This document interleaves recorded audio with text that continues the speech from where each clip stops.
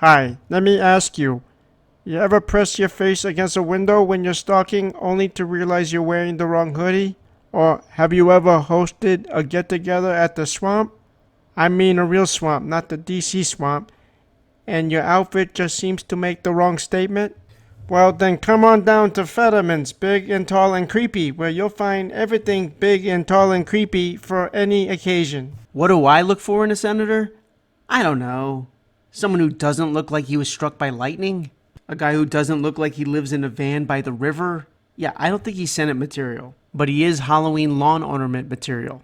Steve Bannon claims the FBI raided 35 Trump allies. If true, that's a total banana apocalypse. Monocratic absolutist despot stuff. No way that can happen here. I mean, I support Trump.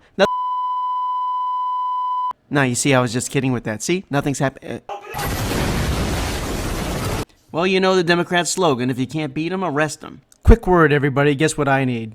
Help! That's right, so please like, comment, subscribe. Thank you. So here's Biden's new Monkeypox Coordinator. Yeah. Satanic Stanley Tucci is the Monkeypox Coordinator, huh? When they use the word coordinator, is it coordinating people getting monkeypox or preventing it? Because I'm confused. Today, the business of our work is for the Council to report on the work that has occurred since our last meeting across these areas.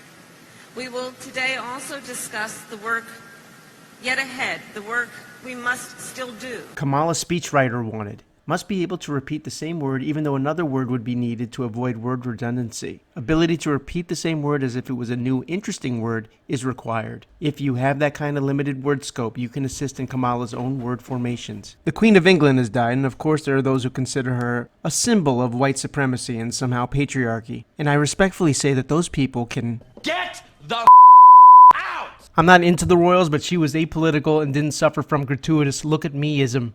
In contrast with others. You see, it's not a race thing, it's a character thing. The only thing that Meghan Markle is proving with her husband is that gender-affirming surgeons aren't the only ones removing testicles these days. Washington, D.C. and New York City are freaking out about illegals being bused from Texas and Arizona. Remember when the White House was sarcastic and shrugged about this? These are all migrants who have been processed by CBP and are free to travel, so it's nice the state of Texas is helping them get to their final destination. But now it's being called horrific and an emergency. You know these mayors would love to use the word invasion, but for some reason they won't do that.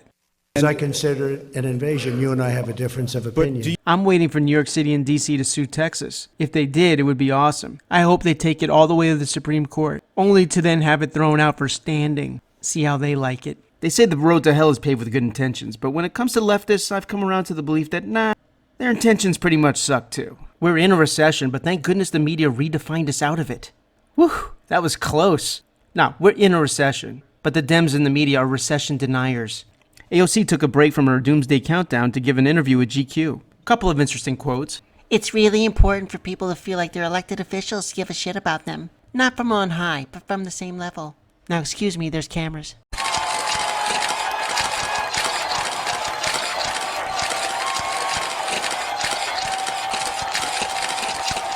Of course she's down at our level when she isn't posing as a marble water fountain statue. I don't know if anyone has talked about this quote, but to me it sums up all the tyranny of leftists. There are many people who will not do something until they are forced, until their hand is absolutely and utterly forced, whether that be decisions of self-preservation or otherwise. Yeah, that's absolutely the problem.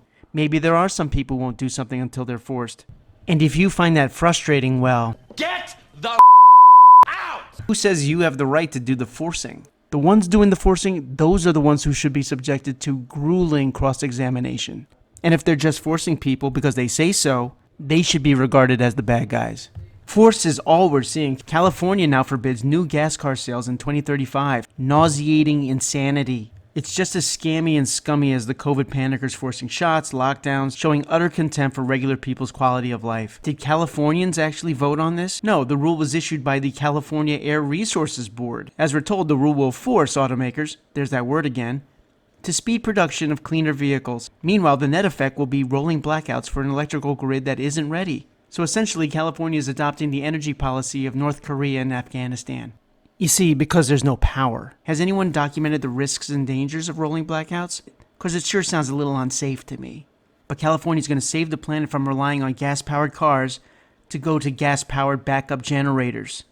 Good thinking. That is the most illogical attitude. We're just beginning to understand the costs involved with COVID, like closing schools when it wasn't necessary. And just like COVID, the doomsday fetish people will provoke panic all in the name of science, all while being hypocrites, as the public rarely, if ever, are told of contrary opinions or any consequences. As John Stossel pointed out in a recent video, which I'm putting in the description, you should watch it, the consequences might be starvation. They want to eliminate effective fertilizers and meat consumption. It's an open goal. We're in a climate and ecological emergency at the moment. And so what we're doing is we're asking the government to support farmers and fishing communities in a transition to a plant-based food system, because we know that animal agriculture is a leading cause of the climate crisis. Do you think anyone would willingly vote for the green agenda if they knew it would mean being forced to pay high gas prices? Forced to buy an electric car they can't afford? Forbidden from driving gas cars? To have electric bills sky high? And have rolling blackouts being a part of your life? And also to be told what food you can and cannot have? I think we know. Instead of focusing on genuine, authentic crises, like the current recession, the record inflation, the still unnecessary gas prices, the border, the still unresolved baby formula crisis, remember that? We're focusing on climate change BS that will make things worse. Americans need to fight back. Let's not let them do to America what Meghan Markle did to her husband. Thanks for watching. Be sure to comment, like, subscribe. Be sure to pass around to anybody who might like my content. And I'll see you the next time.